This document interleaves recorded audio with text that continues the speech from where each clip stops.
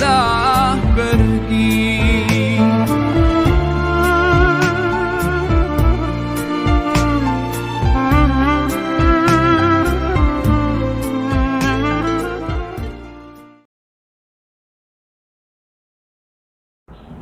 Bismillahirrahmanirrahim. Assalamualaikum warahmatullahi wabarakatuh.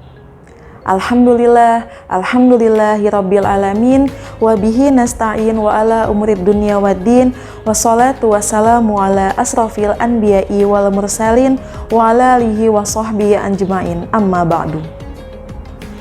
Pertama-tama dan yang paling utama, marilah kita panjatkan kehadirat Allah Subhanahu wa Ta'ala yang telah melimpahkan kita semua nikmatnya.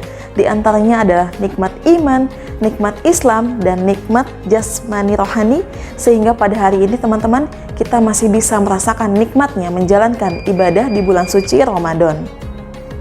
Tak lupa sholawat beserta salam marilah kita panjatkan kepada baginda alam Nabi besar Muhammad SAW, karena beliau telah menuntun kita dari zaman kegelapan hingga zaman terang benderang saat ini.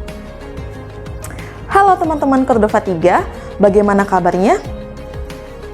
Bagaimana dengan ibadah puasanya teman-teman?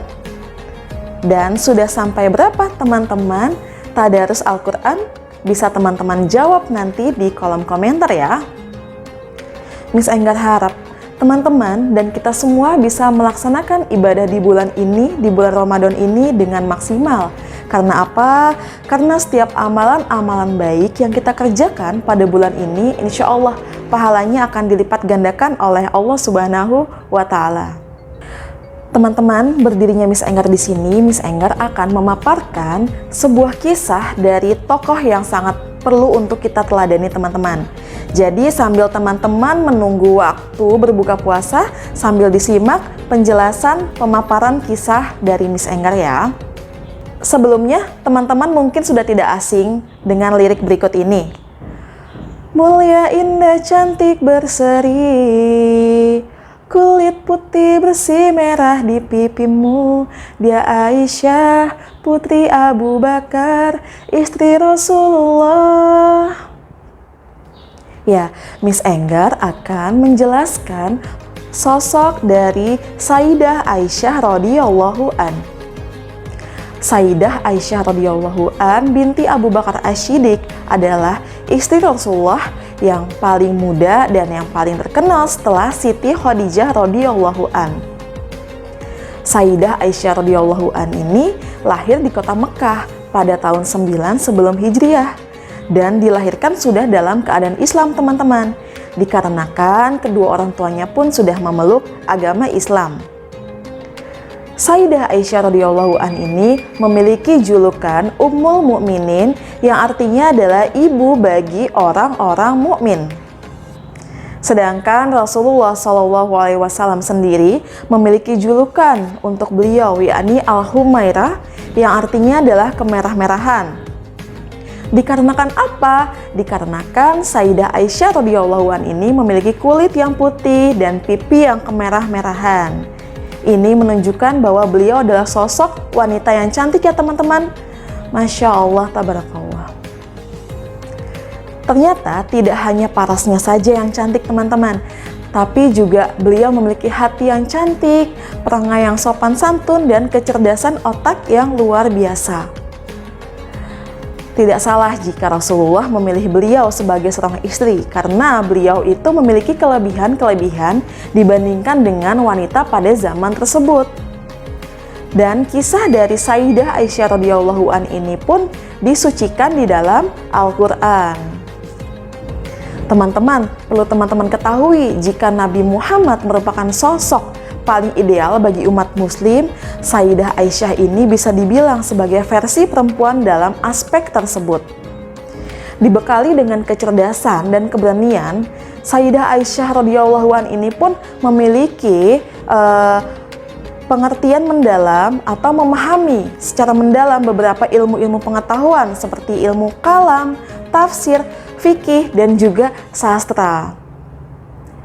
Hidup di abad ke-7 di Arab, Sayyidah Aisyah radhiyallahu ini sangat luar biasa pada masanya dengan karakter yang kritis, penuh rasa ingin tahu dan juga semangat untuk mempelajari banyak sekali ilmu pengetahuan.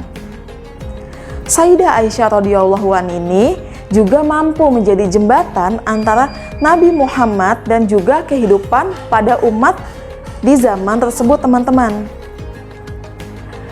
Peran penting yang beliau mainkan serta pembelajaran dan pengajaran sangat perlu untuk kita teladani, terutama bagi kita semua kaum perempuan.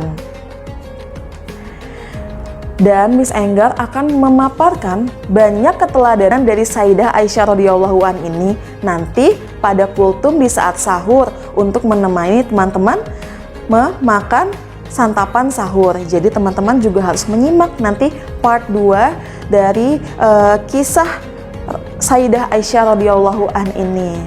Kemudian sejarah menyebutkan bahwa Sayyidah Aisyah radhiyallahu an ini wafat pada usia 85 tahun pada hari ke-17 Ramadan di hari Senin malam Selasa.